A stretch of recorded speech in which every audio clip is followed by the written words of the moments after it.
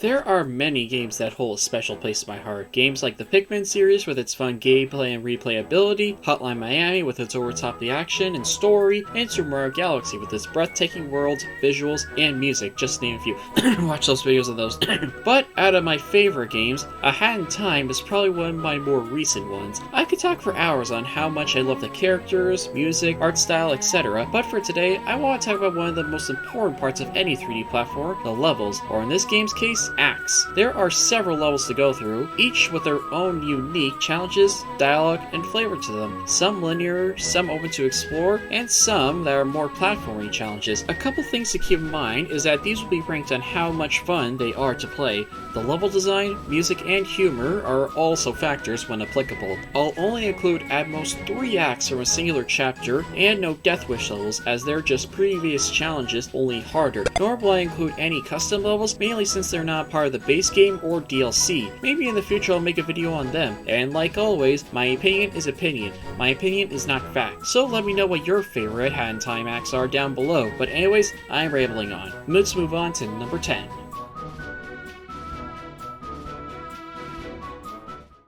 To start off the list, we have our first and only chapter from the first DLC pack, Bon Voyage from the Arctic Cruise chapter. Aboard the SS literally can't sink, just getting to the ship is a platforming challenge in its own right, utilizing wall climbing, diving, and hookshot swinging, which you'll use a lot more later in the level. But actually being on the ship itself is the true star of the show. Once you make it onto the ship, you're greeted with a large area with many different rooms, both in and outside. From the casino to the pool, the captain's quarters, each room has a lot of detail and things to do, both in terms of tricky platforming and talking to the locals. After signing in, you're set with your first real mission, collecting the time shards scattered across the level. Collecting all 11 earns you the timepiece. It's a pretty basic concept for the mission itself, but along with the massive ship, you have many characters you can talk to on board, several of whom you've already ran into in previous chapters, including the bosses from the previous chapters, the owls and the penguins, mafia goons, and the Alpine nomads.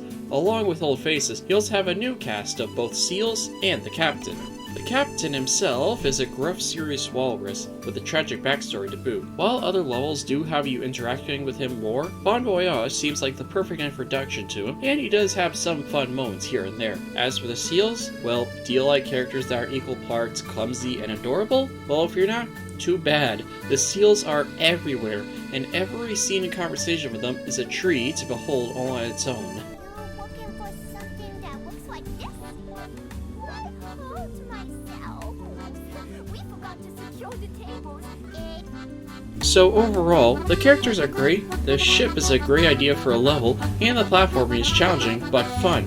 Although there's a big reason why it's number 10, and that being, oh my god, where am I going? The ship itself is full of platforming, but it's also a maze to navigate, with many ways to go down, but very few ways to go back up. Sure, each room does have its own sort of map, but it doesn't show you anything in those rooms, nor the best way to get around. So don't be surprised if new players get lost easily. Thankfully, you're not on a strict time limit, nor are you working with awkwardly platformed angles, like with the next 2 levels, so you're free to explore and get acquainted with moving around the ship. While it's not my favorite area to freely explore, it's still a fun time to be had, and the characters both old and new more than make it worth the number 10 spot.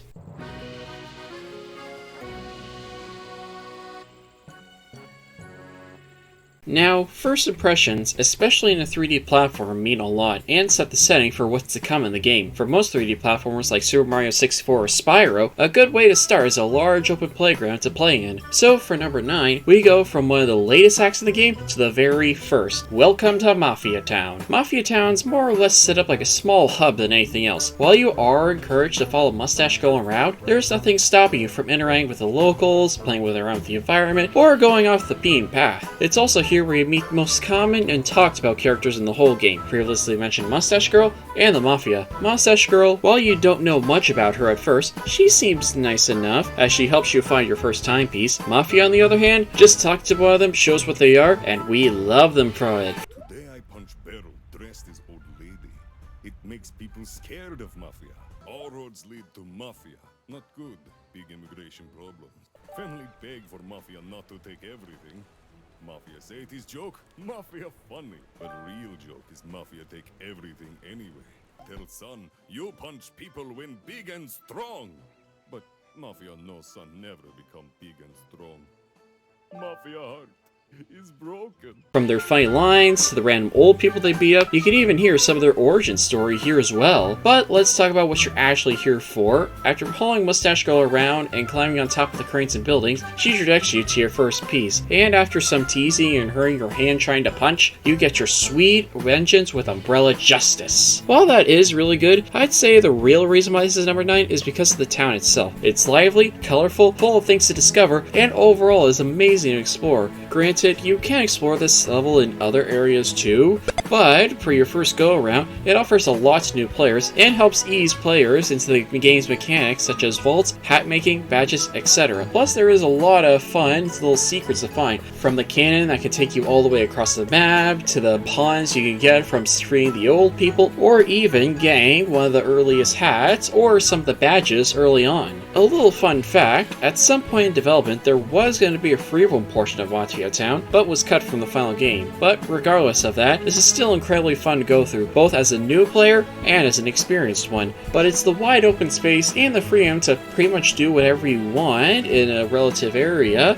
is what earns it the number 9 spot. And again, exploration is totally optional, so new players couldn't miss the other way, which is why it's both on here, yet not much higher.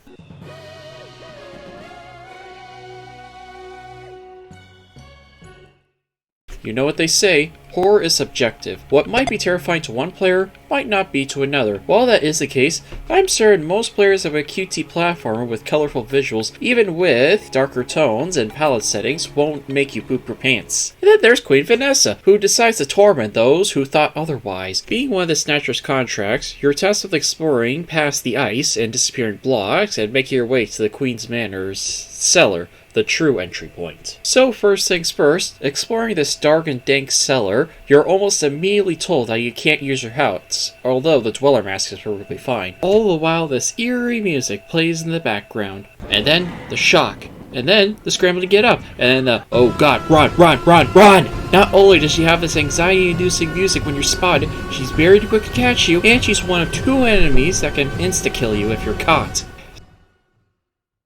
So yeah, now the game's turned to a survival game of cat and mouse, having to use the environment now to knock keys off of shelves so you can access the next floors. All the while, getting any closer will cause Vanessa to come into the room searching for you. The second floor is much of the same, however it's up here where things get a bit more interesting. While searching for the keys and objects, letters and diary entries can be found. While melodramatic, it tells of a girl who's a bit too close to her prince, removing bacon because he likes it so much, freezing and attacking any and everyone who dares impose them, and chaining said prince up over a simple misunderstanding. It's really interesting to read about and gives a lot of depth to the character we don't really see that often. But back to the level itself, after using 2 balloons to slowly nudge a key to the attic, Vanessa crashes into the room before you can grab the further and final one, popping the last balloon and taking the last key into the shower. Not in it with her, thank god, but still puts you dangerously close to the belly of the beast, barely giving you enough time to rush out and head to the top floor. Thank god she doesn't follow you outside the bathroom. Although, that does lead into why this level is still only number 8. If you know what you're doing, Vanessa is very predictable. She'll only enter a room when she hears a noise, will never follow you outside of a room if you're caught, and if you're pretty much safe given the amount of hiding spaces and the ability to get stuck behind things. Fun fact, there actually were plans for a 3rd floor in which you'd compete with the Snatcher for the final key to the attic. Even if I'm doing his dirty work, but it was cut from the final game for not being fun according to the developers. And speaking of cut content, however, one interesting note is that several cut characters from the original game's concept would wound up as victims of Vanessa herself. That's pretty interesting, and it's that interesting setting and the scare the crap out of you that earns it the number 8 spot. Oh, and one last note, if this level's ever too much for you, you can always take a shortcut at the very beginning between these 2 barrels in case this level's too scary for you.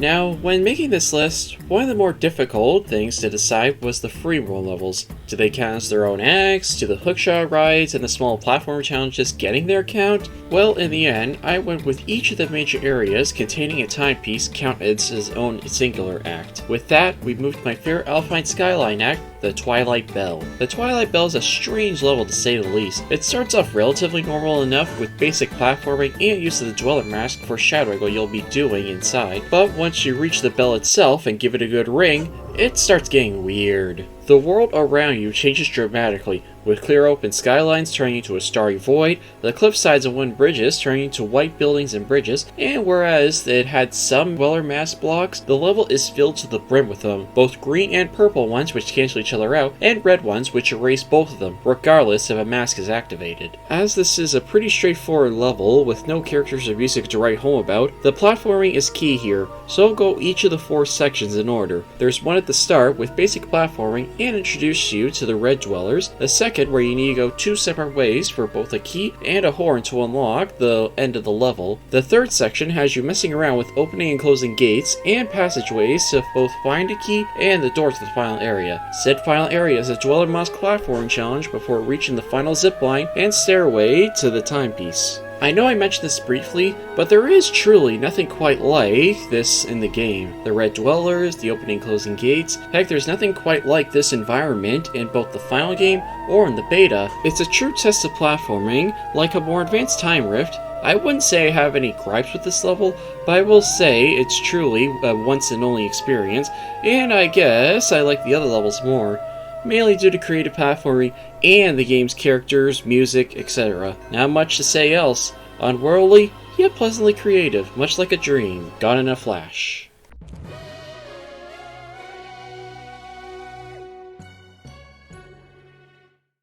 Now, there are many levels in A Hat in Time with creative elements and characters, but in my opinion, if you really want to sell a player on this game, I don't think there's a better level to show off than Picture Perfect. Rather than playing the role as an actress or a trespasser, the idea behind this level is an upcoming star, or a diva in this case, taking pictures, doing interviews, and generally socializing with the masses. Earning the quote-unquote maximum amount of points earns you the timepiece. There are a lot of things that sell you on this act. Despite being one of the shorter ones overall, the concept might not sound super exciting on paper, but earning fans' endorsements is easy yet fun, and frankly, is adorable. The platforming here is great too. It's a large open area to freely move around, plenty of buildings and walls to climb, and overall joy to go through, with the occasional cars and UFOs to avoid as well. But I think what really sells me on this level is the main character, DJ Grooves. While I may be more of a conductor guy, I can't deny that he steals the show in this level, in terms of the role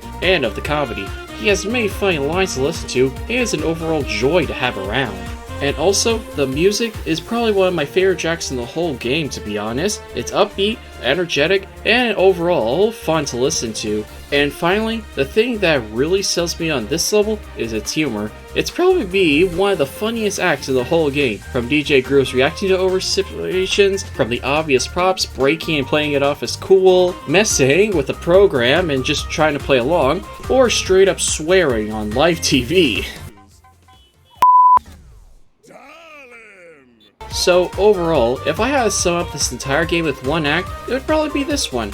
While it isn't my overall favorite, heck, it's not even my favorite in this chapter, it's still an incredible time to be had in every way that A Hat in Time excels at.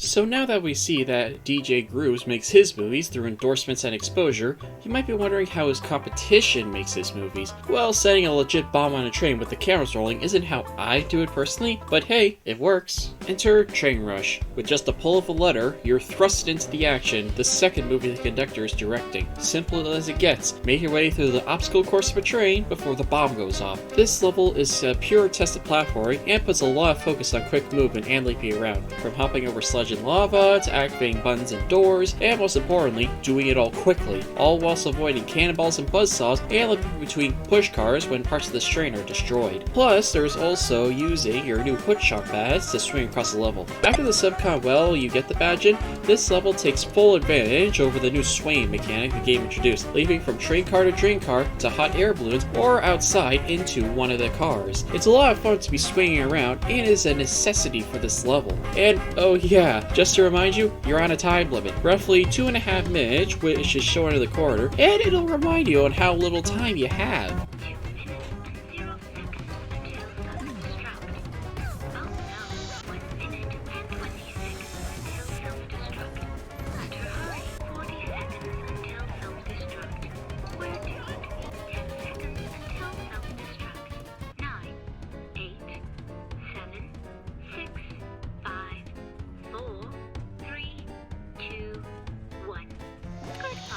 Thankfully, there are plenty of clocks, which means you'll never normally run out. It's a lot of fun to be had, but I have to ask the conductor why he'd be willing to not only put a bomb on his baby, but also buzzsaws to cut the carriages up and entire train cars flying off the tracks. Heck, the Express Dolls didn't even know what movie they were shooting and were legitimately scared for their lives when the bomb was activated. Not to mention the conductor was standing right there in front of the deactivating button. Guess you gotta do what you gotta do for this movie. All this adds up to the excitement and pressure of the level, also helped by the fact by the music getting faster and faster, getting more intense the less time you have, as well as slowing down whenever you grab a clock for more time. When it comes to pure platform challenges, this is probably my favorite out of all of them, and the conductor's such a lovable jerk as ever. The action's intense, yet not incredibly challenging, and the music makes it more than deserving of the number 5 spot. The only thing that could really beat it is more character interactions, which the next 4 sections will have in spades.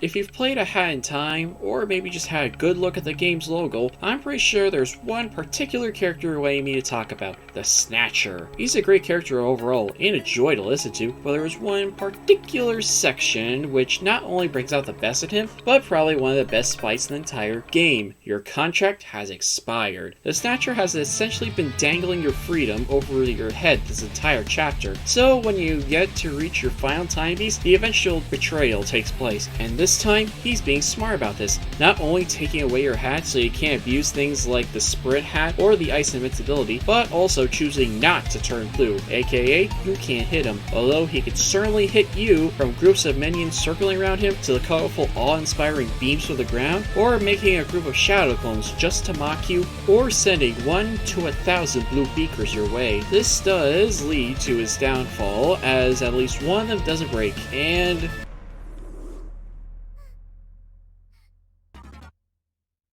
did you just color me blue with my own attack? yes, I did. Despite Snatcher's questioning, although it seems to make him more mad than anything else as the second phase begins. He'll teleport around the arena, both tripping and hurting you with shockwaves. He'll try to trick you with the cardboard copy as he lunges at you, and setting the previously mentioned beans spinning around him before activating or shooting multiple all around him. Needless to say, this is an amazing fight. The environment and the attacks are eye candy, the attacks keep you on your toes, and the music, one of the most famous and one of the greatest tracks in the entire game, only made more tense as the second blue phase begins. I would love to talk more about this fight, but it's done in only 5 hits. That's the lowest of any boss, but the level exactly isn't over yet. At this point, the Snatcher's just sick of you, and would rather wish you to leave, but as a silent protagonist, we use the power of silent treatment to reclaim our soul in our final timepiece, as well as mess around with the Snatcher a little more, scribbling over his own contract. Given how many times you're asked to do this, it's really satisfying to just mess around with the weakened Dima. It's a real shame that the fight had to end so soon, but regardless, it still holds up as one of, if not the best boss battle in the entire game, and it's a fan favorite for a good reason.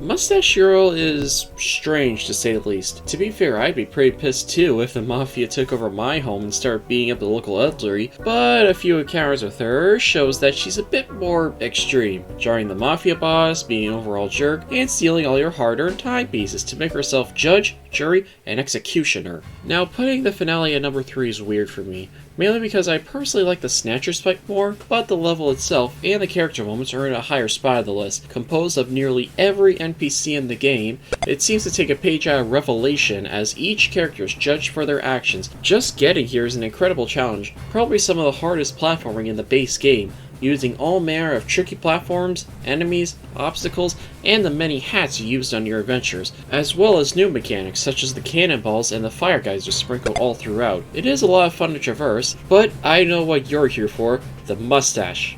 Heartless, hood-wearing, statue-posing, castle-dwelling, ticket-giving peckneck. Typically, Hackett only really cares about getting her timepieces back. So when you try and confront her directly, the moment you step close, she smacks you away, then goes what I can only assume is crazy. She teleports around frequently and quickly. She can use her own versions of melee and homing attacks, and she's tossing timepieces as projectiles which can hit you from anywhere in the room. Hitting her enough times brings in the many people you've met on your journeys to support you. They're not big fans of being judged like the Syrier, but Mustache Girl really doesn't care as the second phase begins. If the last phase was crazy, this is just insane. Along with her previously mentioned teleporting, her timepieces can create thin shockwaves around the arena, and now she can fire her own Kamehamehas. Although it isn't entirely straightforward, after just a few hits, Mustache Girl will change it up to a scenario where you can't hit her. This is when two of the characters from each of the other chapters will band together in order to help, with the conductor riding the Mafia Ball and the Snatcher making explosive cherries which will go tosses to you. The further the fight goes on, the crazier it gets, with Mustache Girl creating her own shockwaves, jumping around, making projective seals for herself which need to be blown up, and accidentally taking out some of the people watching one of the beams. This leads into the final phase of the fight, where the enemies of the game, from the goons to even the bosses, sacrifice each other in order to give Kid infinite health pawns. Even with her attacks going straight up loony with how fast she is now, you won't have to worry about dying yourself given your near instant regeneration. After just a few more hits, and she's done. All of the timepieces back, and the Mustache Menace was defeated. This was an amazing finale to finish off the game, and it's probably one of my favorites in the base game for sure.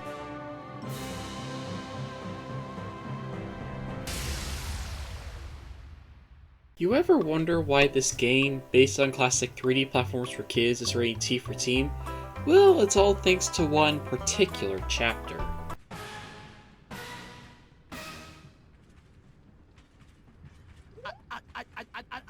Murder! On my Owl Express? Yeah, I'm pretty sure Murdered Owl in Cold Blood is fair enough. It's a creative idea for a level theme, and it fits well with the theme of making movies, but still, there's a murder on the foot. So let's go through the level to see if we can find the killer ourselves. The level started off simple enough, a pretty linear straight path going from train car to train car, talking to the owls, doing much hooting, sharing personal info such as your pet's pets, the obvious joke, and the name of my uncle's sister. And so, after donning the crime-solving outfit and seeing the uncle's sister framed, it's up to us to solve the case. As the ancients are out searching, the level opens up a lot more, giving you access to more of the train where the true platforming takes place. The level plays very differently when compared to the other platforming levels. While in most cases it's about the right jumps and precise movements, this level has that, but also focusing on avoiding the CAW agents investigating the scene. Typically, I'm not the biggest fan of stealth sections, but the ones in here are an exception, mainly because how lenient they are and how much they can see you. There are plenty of opportunities to sneak past, and if you do get caught, the consequences are pretty minimal, only being sent back a few feet away. All the characters here are amazing too. It has a pretty stellar cast, whether it be the mysterious caller, the savvy conductor, and the handsome, totally not scammy CAW agents. And while you do have a time limit, it's more or less active when you enter and leave specific rooms, and it still gives you plenty of time to find all the clues. So, when the hour is up, you're left to decide with the clues you have, who is the murderer. You get multiple choices, which lead to different endings, but think about it realistically. They've been tracking us down, wanting us to hide in another room, and it's a complete fraud. Isn't it obvious? I'm the murderer! Haha, yes! What a twist! In fact, all of them are pretty good on their own. The CAW agents feeling like the true ending, the owls with their funny, albeit petty reasoning, the conductor being sociopathic as ever, the DJ Grooves cameo with the uncle's sister, and the victim faking his own death over having to clean. Or just straight up the psychotic explanation for why Hackett did it. You saw the Express Owl all by himself, a lonely victim in your master scheme. with a hatred for society and its rapidly increasing progress of transportation, you strike down the first passenger you saw. His body laid like a mannequin, with blood spilling everywhere, and the smell. It woke your inner demons. Then you tore off his limbs and ate them one by one, like an animal lusting for blood. That's how it happened, wasn't it? You murdered that owl in cold blood. They're all great and fun to listen to, and thankfully, this is still a movie, so the victim was never really hurt. But hey, gotta do what you gotta do for the video, and frankly, not only would it probably make a great movie, but it makes a fantastic level. It has great platforming, a fun story, and the creative say makes this probably my favorite level in the base game.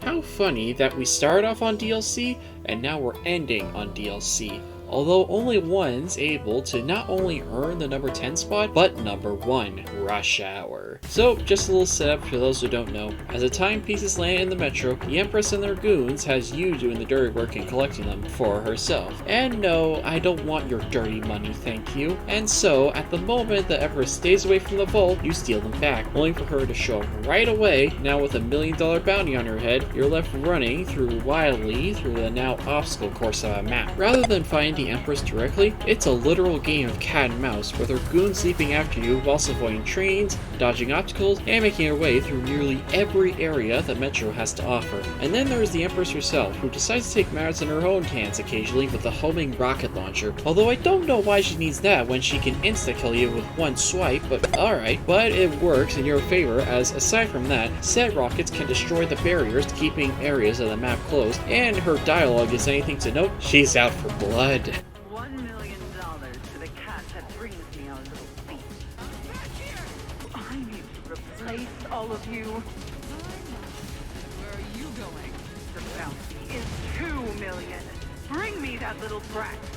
There's a lot to love about this level, and along with the previously mentioned Empress, the setting is intense, along with her comments. There's the Nakusa, who's blocking your path, leaving to attack you, and if that's not in your way, there always seems to be a train, pit, or signs that are blocking your path. While these would be annoying, they're spaced out far enough to not be aggravating, and rarely does it lead to untimely deaths. It also makes use of every hat you've got in the game. The sprint hat to keep moving and avoid oncoming trains, the brewing ocean to open up gateways, and the ice hat and dweller mask for getting around. Plus, there is also some use of the hookshot badge as well. Not to mention, it takes full advantage of the setting, riding on top of trains, leaping over rooftops, jumping over platforms. There's even a section involving the cat cleaners. At the end of the line, it all culminates into her trapping you in a corner, forcing you in an elevator with the beast itself. Although with some unexpected company, the Empress runs away, and the undercover cop hands you the timepiece. You could say it's a bit of a cop-out, but it's not the worst thing ever. Plus, the entire level overall more than earns the number 1 spot. Like I said before, the platforming is excellent, from type of fair jumps to avoiding the Empress's gate, and pretty much doing any and everything with your power and the trains. It's exciting to go through, and sets the intense atmosphere as well. And speaking of exciting, the music for this level is just excellent. Unlike anything else in the game, as it is slow and or as fast as it needs to be for the situation. The tempo and beat changing when the Empress is close, or when you hop on or off trains, is a nice touch. Now, you might be wondering why I would play something like this over something like Finale or Contract Expires, which has good platforming and or fun characters. Well, I'm not sure who's asking this, but not only do I think the platforming in this level is better, but it stands out in the best way possible from the base game and has its own stellar cast to deal with, which in turn makes it more troublesome that they're out to kill you. Also, I'm not sure if this is an unpopular opinion, but I think having a final challenge being about platforming around a huge area rather than a traditional boss is a better test of skill, using more of what you learn and using what you do best, jumping and fighting whilst doing a little bit of puzzle solving.